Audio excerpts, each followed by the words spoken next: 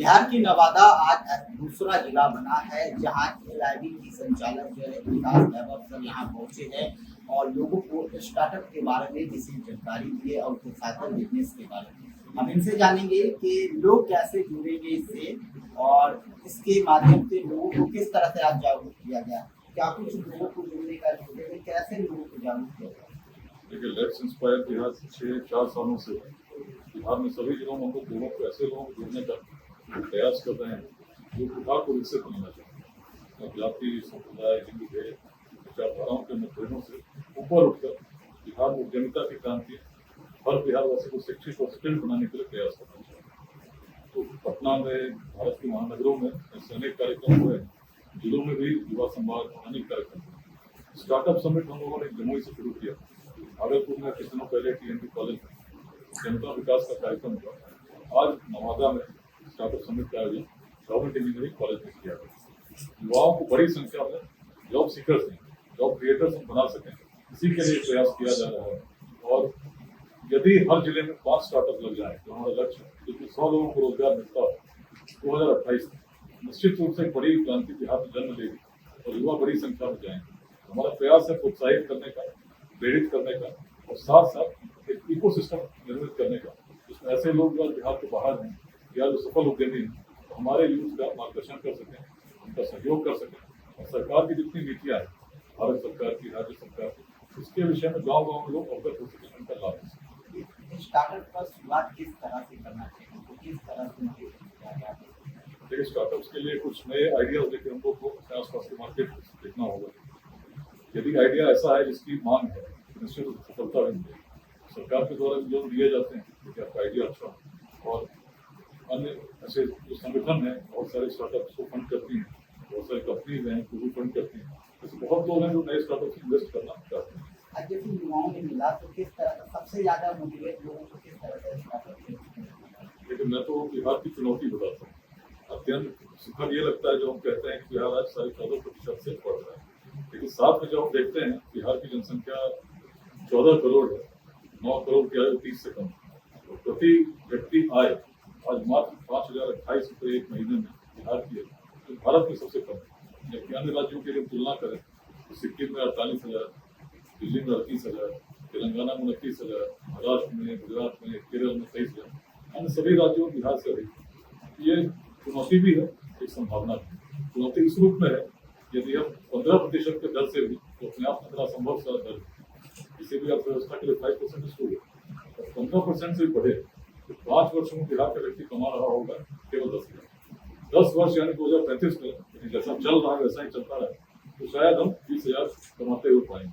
लेकिन जिन राज्यों में आज ही 23,000 है तो वो भी सोचे कहाँ हो, ऐसे में पलायन कैसे होते हैं। पलायन यदि होना है हमारी अर्थव्यवस्था में एक व्यापक परिवर्तन, एक व्यापक छलांग की आवश्यकता है, तो केवल उद्यमिता की क्रांति जिसको मैं कह रहा हूँ उससे ही संभव। इसमें कॉलेज, स्कूल, हर लेवल पर एक दृष्टिकोण में परिवर्तन करने की आवश्यकता है। बिहार में प्राचीन काल से करते रहे, तो नई बात नहीं।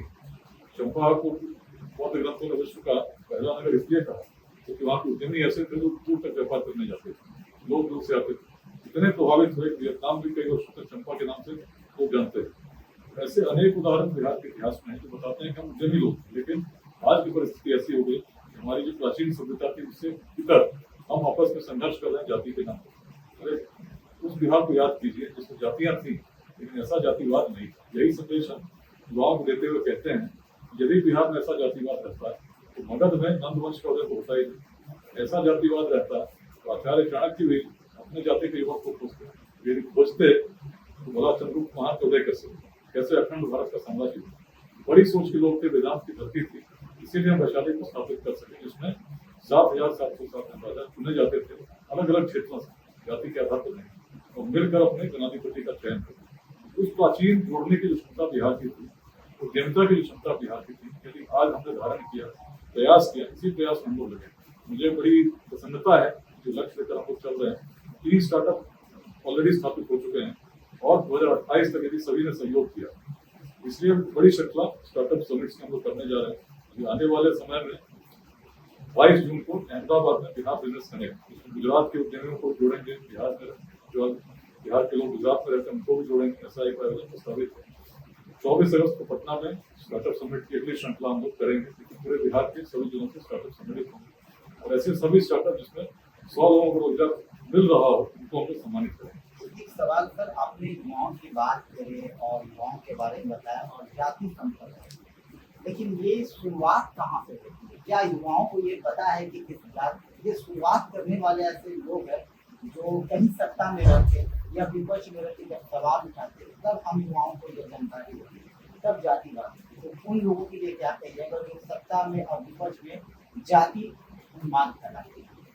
देखिए, इसमें मैं तो युवाओं से यही कहता हूँ, किसी भी राजनीतिक दल की व्यवस्था है, यदि हमारा समाज बटा हुआ रहेगा जाति के नाम पर, तो इलेक्शन आने वाले हैं, पिछले साल इलेक्शन हुआ, अब स्वयं में सोचिए कि एक बिहार का आम आदमी किसको वोट देता है। इसके पास सिर्फ दो विकल्प हों, एक ऐसा व्यक्ति जो योग्य है, ईमानदार है और एक अच्छा विजन उसके लिए है कि 2047 तक विकसित बिहार का निर्माण करना चाहता है, लेकिन उसकी जाति का नहीं। दूसरी तरफ एक ऐसा व्यक्ति है जो बड़ा भ्रष्टाचारी है, उसके मन में स्वार्थ भरा हुआ है और उसमें योग्यता भी नहीं, विद्वान भी नहीं, लेकिन उसकी जाति का।